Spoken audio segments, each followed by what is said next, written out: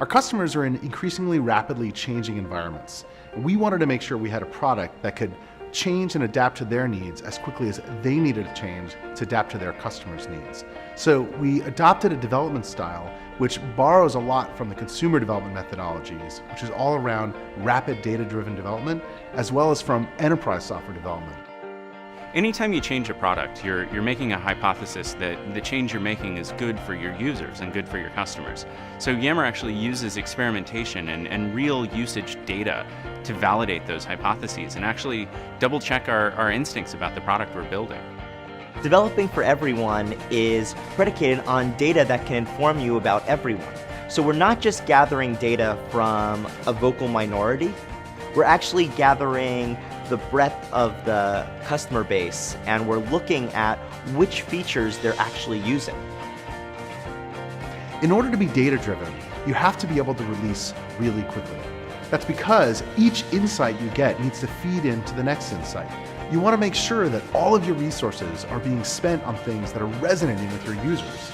You do that by breaking down all of your big ideas into the small guesses that you're making and testing them individually. By breaking up our big vision into smaller pieces, we make incremental improvements. And sometimes the lift on an incremental improvement is small.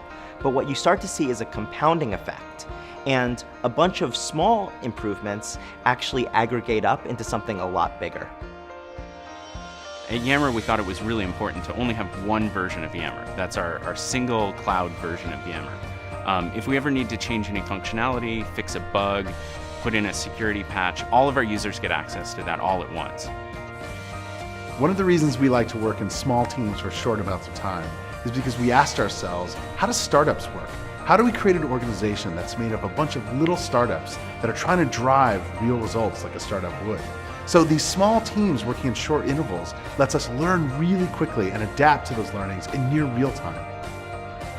So using data-driven development with rapid iteration, what you're left with is a very customer-focused product, and that's going to help drive your voluntary adoption. The success of Yammer, the product, is in large part because of the success of the methodology. We didn't know what Yammer was going to look like when we started.